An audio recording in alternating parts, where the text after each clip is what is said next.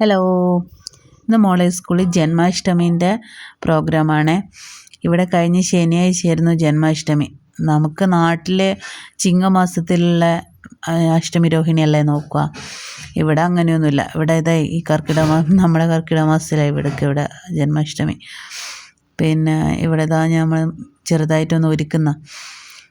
ഞാൻ വീട്ടിൽ നിന്നെല്ലാം അവർക്ക് ഇങ്ങനെ ഒരുക്കി കൊടുക്കുന്നല്ലാണ്ട് ഇങ്ങനെ സ്കൂളേക്ക് ഇങ്ങനെ രാധേൻ്റെ വേഷമെല്ലാം കെട്ടിയിട്ട് ആദ്യമായിട്ടാണ് പോകുന്നത്. ബോയ്സിനോടെല്ലാം കൃഷ്ണൻ്റെ വേഷവും ഗേൾസിനോടെല്ലാം രാധേൻ്റെ വേഷവും കെട്ടിയിട്ട് വരാനാണ് പറഞ്ഞത്. ഇന്നലെ നമ്മൾ പോയപ്പോഴേ അവിടെ നല്ല കുറച്ചെല്ലാം ഡെക്കറേറ്റ് ചെയ്തെല്ലാം വെച്ചിട്ടുണ്ട്. ചെറുതായിട്ട് എന്നെ കൊണ്ട് പറ്റുന്നത് പോലെ ഞാൻ അവളെ ഒന്ന് രാധയാക്കാൻ നോക്കുന്നതാണ്. ഇത് കണ്ട, ലിപ് ബാം ഇടാണ്ട് ലിപ്സ്റ്റിക്ക് ഇട്ട് കഴിഞ്ഞാൽ ചുണ്ട് പൊട്ടും. അതുകൊണ്ട് ലിപ് ബാമെല്ലാം ഇട്ടിട്ട് ലിപ്സ്റ്റിക്ക് ഇടാം. കണ്ട സുന്ദരിയായിട്ടില്ല ഇപ്പം തന്നെ. കണ്ണ് താഴെ എഴുതാത്തതാണ്. അന്നേരം ഞാനൊന്ന് എഴുതി കണ്ടപ്പോൾ അവൾക്ക് നല്ലോണം ഇഷ്ടപ്പെട്ട്. നമ്മുടെ കയ്യിലുള്ള മാലയും ഇതെല്ലാം വെച്ചിട്ടാണ് നമ്മൾ റെഡിയാവുന്നത്. അതിനായിട്ടൊന്നും വാങ്ങിയിട്ടൊന്നുമില്ലേനു.